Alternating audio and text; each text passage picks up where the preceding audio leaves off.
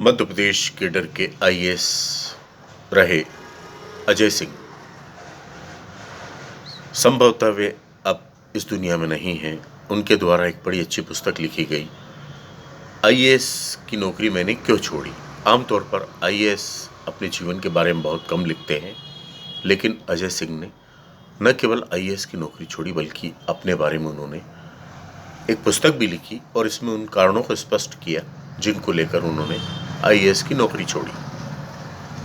आमतौर पर आईएएस की नौकरी कोई नहीं छोड़ना चाहता, तो इस पुस्तक में यह बताया गया है कि आईएएस की नौकरी आखिर अजय सिंह यादव ने क्यों छोड़ी, वे कौन सी परिस्थितियां थी। शुरुआत यहां से करते हैं, यह पुस्तक क्यों लिखी गई। अजय सिंह लिखते हैं, आज से 4 वर्ष पूर्व मैंने जब भारतीय प्रशासनिक सेवा को छोड़ा तब मेरे सेवा काल के 16 वर्ष बाकी थे। हालांकि मुझ में असाधारण महत्वाकांक्षा और साधारण योग्यता का सम्मिश्रण नहीं था जो सिविल सेवा में सफलता के लिए जरूरी होता, फिर भी मैं असफल नहीं था। कलेक्टर, विभागाध्यक्ष, सचिव के सभी महत्वपूर्ण पदों पर रह चुका था और यदि मैं सेवा में बना रहता तो समयबद्ध पदोन्नति और समयबद्ध वेतन वृद्धियों का जखीरा मेरे हिस्से में तय था। इसके बाद यदि मैं चाहता तो रिटायर होने के बाद किसी न किसी आयोग, समिति या अभिकरण या अन्य शासकीय निकाय में किसी भी पद पर जुगाड़ कर सकता था, क्योंकि भारतीय प्रशासनिक सेवा का कोई भी अधिकारी सही मायनों में निवृत्त सेवा से नहीं होता। किसी न किसी बहाने से वह सरकारी पद और सुख सुविधाओं से जोक की भांति लिपटा ही रहता है और यह संबंध विच्छेद तभी होता है जब वह अपने पार्थिव शरीर का त्याग करता है। इन सब बातों को जानते समझते हुए मैंने भी जब स्वेच्छा से शासकीय सेवा से मुक्त होने का निश्चय किया तो व्यवस्था के अलंबरदारों के चयन में कुछ न कुछ हलचल होना चाहिए थी।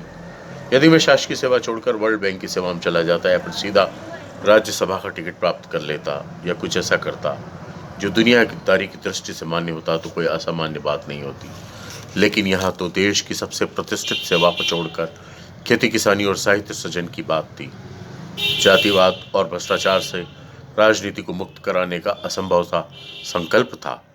स्पष्टतः यह स्थापित व्यवस्था के प्रति एक अविश्वास प्रस्ताव था और इसको इसी तौर पर लिया जाना चाहिए था। व्यवस्था की बागडोर जिनके हाथों में है, वे यदि अपने अस्तित्व और औचित्य के प्रति संवेदनशील होते तो उनके लिए यह आत्मनिरीक्षण और वैचारिक मंथन का सबब था, लेकिन किसी ने ऐसे बुनियादी प्रश्न उठाने की चेष्टा की हो ऐसा मेरी जानकारी में नहीं आया।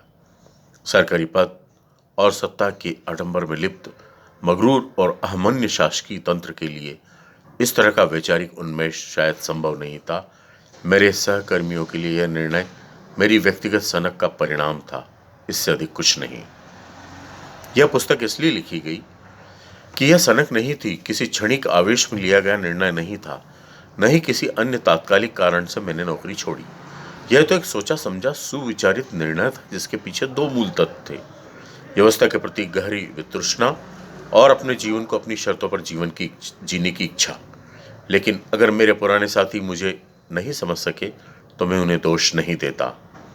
व्यवस्था का सम्मोहन ही कुछ ऐसा था जो उससे जुड़े हुए हैं, उनके लिए तटबंध और निरपेक्ष होकर व्यवस्था के बारे में कुछ भी सोचना संभव नहीं है। व्यवस्था के मायाजाल से निरपेक्ष होकर सोचने का प्रबल वैराग्य चाहिए। सरकारी सेवा में ऐसा वितरागी व्यक्ति कहाँ मिलेंगे, लेकिन बिना वैराग्य के मुक्ति भी कहाँ मिलेगी। यदि हमें व्यवस्था में सुधार लाना है तो बुनियादी मसलों पर तटस्थ होकर सोचने की बौद्धिक कवायद हमें करनी ही पड़ेगी। मैंने इस व्यवस्था को भीतर और बाहर दोनों से देखा है। जब मैं सेवा में आया तो किसी भी नौजवान की तरह बहुत ही आदर्शों का सरमाया लेकर आया था। पूरे शासन तंत्र के प्रति एक सहज स्वाभाविक श्रद्धा मुझ में थी, लेकिन 22 साल के प्रशासकीय जीवन में एक एक करके व्यवस्था के प्रति सारे भ्रम टूट गए। उसके बाद स्वेच्छा से नौकरी छोड़ने के उपरांत इस देश के आम नागरिक की तरह मैंने अपने आम होने की त्रासदी को पूरी तरह से भोगा और सहा है। इसीलिए मैंने इस व्यवस्था को बहुत करीब से शासकीय प्रचार के मुलम्मे को उतार कर निर्वसन और नग्न देखा है। व्यवस्था का यह नंगा यथार्थ सुंदर नहीं विपत्स है।